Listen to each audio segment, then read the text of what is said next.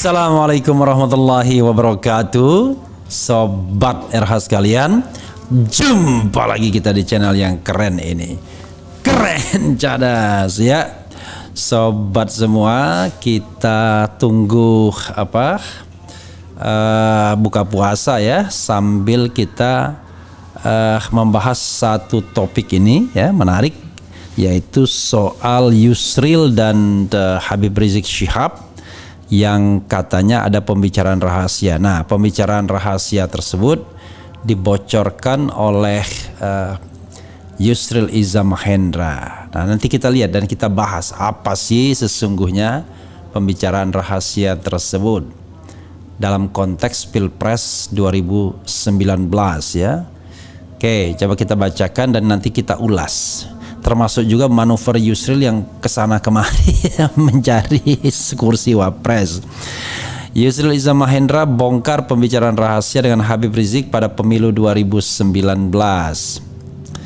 FIFA.co.id. Ketua Umum Partai Bulan Bintang Yusril Iza Mahendra membongkar isi percakapan dengan mantan pemimpin Front Pembela Islam FPI Habib Rizik Syihab dalam polemik politik perseteruan antara pendukung pasangan calon presiden dan wakil presiden Joko Widodo Ma'ruf Amin dengan Prabowo Subianto Sandiaga Uno pada pemilu 2019. Mula-mula dia mengingatkan pemikiran dan sikap politiknya yang waktu itu mendukung Jokowi Ma'ruf Amin.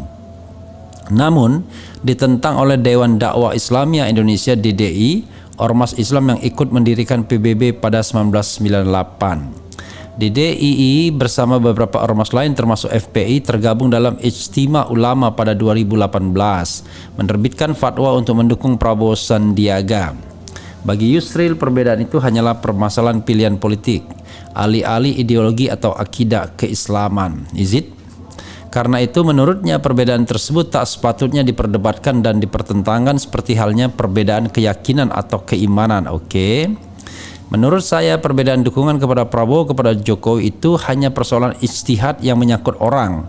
Kalau pemimpin itu sama-sama muslim dan kualitasnya itu lebih kurang sama, dan menurut saya kualitas Islamnya Pak Jokowi dengan Pak Prabowo ya lebih kurang sama. Itu personal capacity, tapi lingkungan environment kita lihat.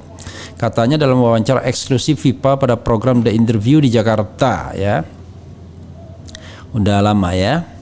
Mau pilih Prabowo atau pilih Jokowi sama aja katanya, menekankan yang paling penting siapa yang menang, kepentingan umat Islam bisa terjaga. That's the point ya.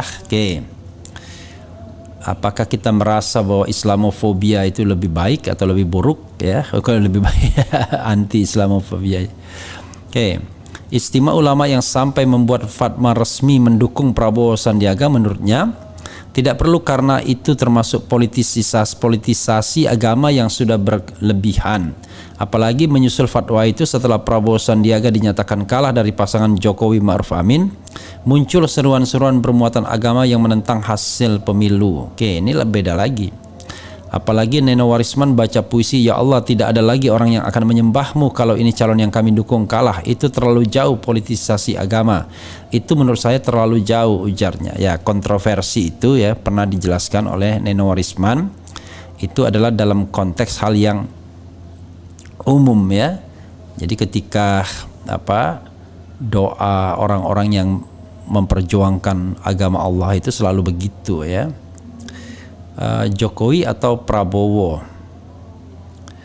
Dalam polemik politik kedua kubu simpatisan yang dikenal dengan sebutan cebong versus kampret itu, Yusril terlibat perselisihan pendapat dengan Habib Rizik Syihab, salah satu tokoh ulama Ijtima Ulama. Yusril sebagaimana sikapnya terhadap Ijtima Ulama mengingatkan Rizik agar lebih bijaksana dan tidak mempertentangkan pilihan politik seperti halnya perbedaan keyakinan atau akidah.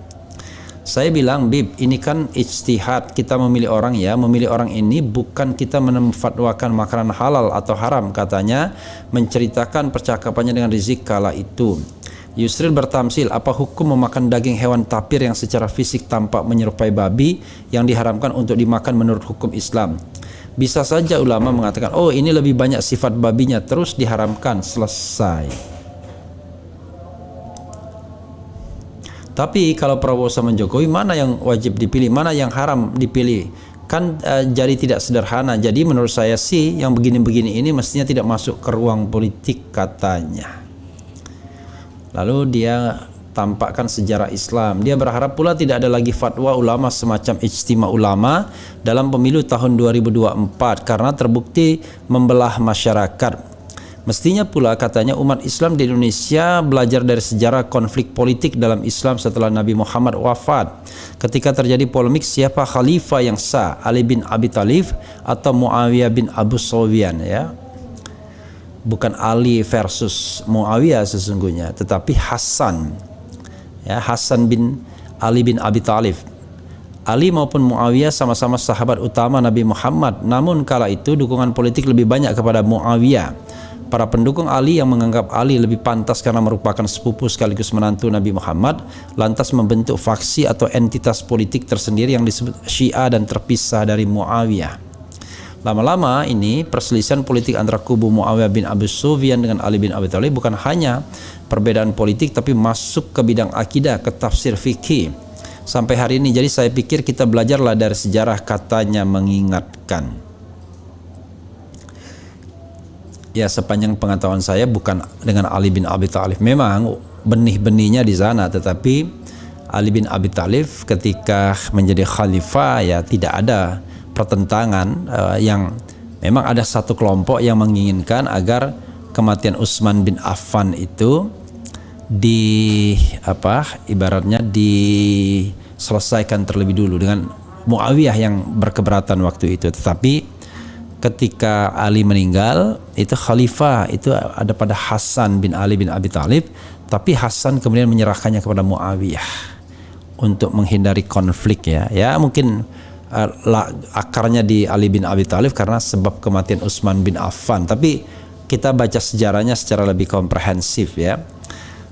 Yang menarik adalah ketika kita kemudian menisbikan soal pilihan, ya itu soal yang kira-kira begitu, ya. Itu kan nggak bisa halal haram. Iya, saya kira memang ketika kita memilih calon pemimpin, ya tidak bisa juga kita mengatakan exactly bahwa yang halal itu Prabowo, yang haram itu Jokowi, nggak bisa gitu. Saya setuju dengan Yusril dalam konteks itu. Tetapi seperti yang sering diungkapkan, ya tentu kalau kita misalnya ada dua pemimpin yang baik, Habib Bahar juga mengungkapkan, maka kita harus pilih mana yang lebih baik. Tapi kalau ada dua pemimpin yang kita anggap buruk, ya kita harus pilih mana yang mudaratnya lebih kecil dibandingkan yang mudaratnya potensial lebih besar. Itu soalnya. Jadi ijtihadnya di sana sesungguhnya. Karena memilih pemimpin itu tidak hanya memilih aspek duniawi, ya. Kalau Yusril kan seolah ini kan soal urusan dunia, urusan politik. Rasanya aneh kalau seorang Yusril tiba-tiba ingin mempermasalahkan politisasi agama. Agama dan politik, ya, itu nggak bisa dipisahkan. Itu like a two side in one coin. Kita hidup berbangsa dan bernegara itu juga untuk beragama. Kita hidup di sini juga untuk ke akhirat kelak. Jadi menurut saya aneh kalau seandainya harus ada dikotomi. Enggak, hanya memang itu dilakukan secara konstitusional, peaceful assembly. Toh konstitusi kita mengakui keyakinan agama orang. Jadi kalau keyakinan agama mengarahkan orang untuk memilih A atau memilih B, kita hormati saja. Kita hormati saja. Karena dia berijtihad. Nah, mungkin pada waktu itu banyak organisasi Islam berpikir di bawah kepemimpinan Jokowi, ya, umat Islam justru menjadi objek ejekan, ya, objek kriminalisasi dan lain sebagainya. Dan terbukti kan Islamofobia melalui buzzer-buzzer itu meruyak dan sengaja seperti dipelihara oleh kekuasaan istana. Nah ini kan kita tidak bisa menutup mata. Karena itu kita bicara sesungguhnya tumbuh suburnya Islam, kehidupan beragama yang lebih baik itu pada kepemimpinan siapa. Karena penting bagi kita untuk memiliki environment yang baik. Jadi kalau kemarin itu ijtihadnya Prabowo atau Jokowi, nggak bisa kita bilang sama aja. Mana yang lebih kecil mudaratnya kalau dianggap dua-duanya sebenarnya tidak bisa dibilang representasi Islam lantaran tradisi keduanya memang bukan tengah kanan. Jokowi tengah kiri, Prabowo juga tengah kiri, tidak ada tokoh kanan dalam dua perhelatan Pilpres kemarin, tetapi kan kita harus memilih. Ya kan? We choose the best among the worst. Kita memilih yang terbaik dari yang buruk. Nah, sekarang kalau ada calon yang kita anggap jauh lebih baik, lebih representatif ya, representing misalnya Islamic aspiration ya, lebih mengena di hati kita, ya nggak ada salahnya juga kita memilih. Kan memilih itu hak subjektif yang tidak boleh direpresi. Misalnya benar-benar ada 3 calon, Anies, Prabowo, Ganjar Pranowo. Ya, orang bisa menilai mana yang lebih aspiratif terhadap katakanlah masa Islam, mana yang lebih mungkin memelihara tradisi keislaman yang jauh lebih baik. Barangkali walaupun baru terlihat dari aspek aspek fisik kelihatan. Nah, itu kan bisa dinilai tuh, ya, dari mengucapkan salam, dari bacaan-bacaan, kelihatan kan? Karena 2 tokoh lainnya itu tengah kiri, Ganjar tengah kiri, Prabowo tengah kiri, yang tengah kanan ya Anies Baswedan berdasarkan sejarahnya. Itu caranya dalam kita melihat dan menilai ya, sahabat RH sekalian. Jangan sampai kemudian kita justru tidak menggunakan akal dan pikiran sebaik-baiknya untuk mencari pemimpin yang menurut kita terbaik, dan kalau ukurannya adalah agama, ya dia jauh lebih pro terhadap Islam misalnya. Begitu ya. Oke, coba kita baca komentar sahabat RH sekalian dalam konteks ini. Dan kita tahu bahwa Yusril sekarang sedang menjalani langkah-langkah yang sangat pragmatis, ya, yaitu berusaha membujuk setelah mendapatkan endorsement dari Jokowi, membujuk PDIP untuk menjadikan dirinya sebagai wakil presiden. Kelihatannya nggak mempan atau belum mempan. Sekarang sedang membujuk Prabowo. Dia melihat slot dirinya bisa menjadi wakil presiden Prabowo karena Prabowo mengumpulkan koalisi besar, dan dalam koalisi besar itu bisa jadi deadlock pembicaraan wakil presiden seandainya masing-masing partai ingin memajukan diri sendiri. Sama seperti koalisi perubahan juga. Maka Yusril sebagai an alternatif. Itu slot itu dia lihat juga. Jadi kalau dibilang wah ini untuk persatuan dan lain sebagainya, untuk menghilangkan sekat perbedaan dan lain sebagainya, enggak.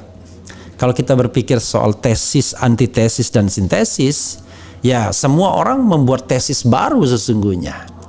Jadi ketika kita bicara koalisi perubahan untuk persatuan, wah ini untuk persatuan, enggak juga. Ini adalah tesis baru. Nah, antitesisnya adalah ada koalisi besar 5 partai. Koalisi besar 5 partai itu antitesis. Nanti sintesisnya di mana ya kita lihat. Mungkin saja sintesisnya itu baru terjadi pasca Pilpres, setelah ketahuan siapa yang menang, lalu koalisi tersebut akan digabungkan, mana elemen-elemen yang bisa ditarik ke pemerintahan, mana yang tidak, maka akan menjadi sintesis. Ketika ada sintesis, ya itulah tesis baru ya. Jadi ini adalah hukum dialektika Hegelian ya. Oke, sobat RH sekalian, coba kita baca ya. Surabaya hadir Bang RH. Pak Yusril katakan itu pada rezim ini dong. Hargailah perbedaan pendapat dan pilihan politik, kan rezim ini paling doyan menjarain oposisi. Assalamualaikum hadir. Assalamualaikum nyimak. Assalamualaikum Bang Repli, Habib Rizik mah kribo capres cawapres, menterinya ada Armando Abu Janda, Luhut Ngabalin. Maksudnya apa ini? Yang membelah masyarakat itu justru adalah rezim sendiri dengan cara perlakuan diskriminasi, memakai tangan orang lain untuk terus ngomporin oposisi, lalu jika terpancing dipenjarakan. Salah satunya dengan buzzer RP ya. Bang Repli, Jawa Timur menyimak. Pak Yusril ini sedang mengantisipasi dan mengecilkan pengaruh ijtima ulama nanti di Pilpres 2024. Saya sebagai orang awam sih tetap dengar arahan ulama lurus.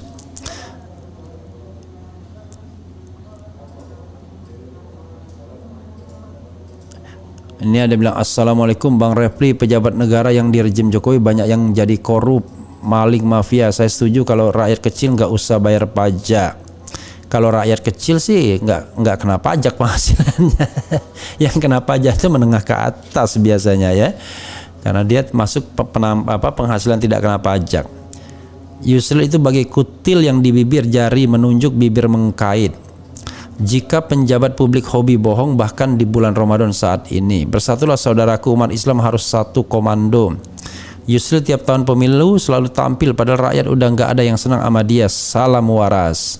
Saya orang yang paling ngepen sama Pak Yusril, pendapatnya selalu brilian, kredibel, bagus buat anak muda masa depan. Tapi sekarang ini malah agak melenceng. Kuncinya semua ilmu kehidupan adalah agama.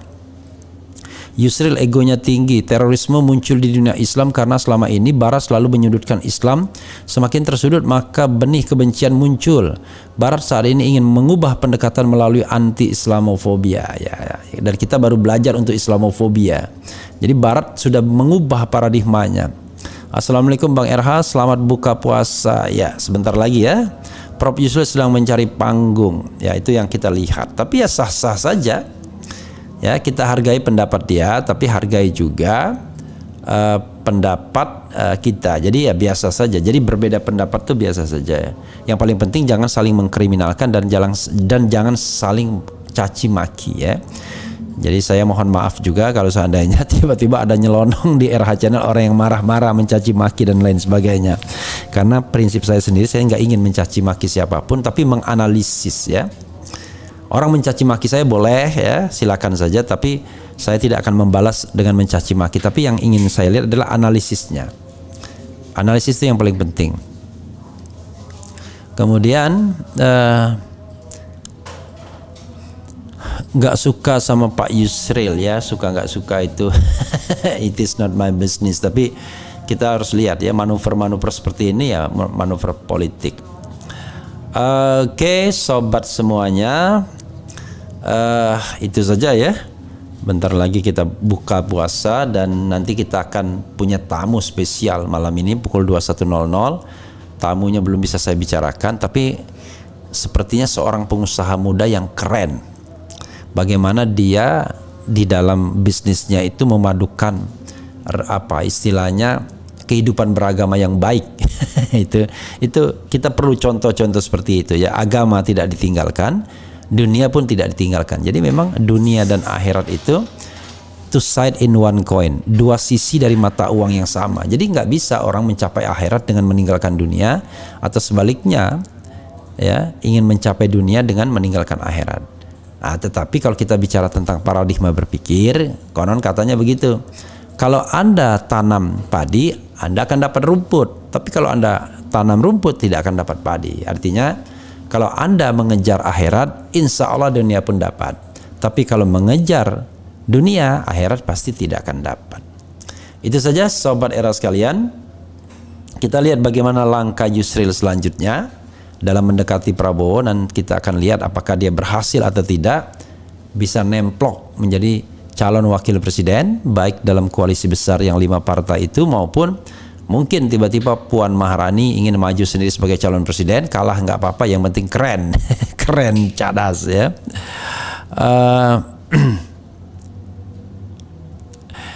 Jadi ini ada bilang tolong dilaporkan Saifuddin Ibrahim, dia di channel YouTube-nya live menghina Habib Bahar, Refli Harun, dan paling menyakitkan menghina Nabi Sallallahu Alaihi Wasallam, Nabi Muhammad Sallallahu Alaihi Wasallam. Kalau menghina Refli Harun nggak usah dimasukkan ya. Tapi kalau menghina yang lain, terutama Rasulullah, itu memang persoalan yang sangat serius. Ya, itu saja saudara sekalian. Selamat berbuka puasa ya. Wassalamualaikum warahmatullahi wabarakatuh. Ciao.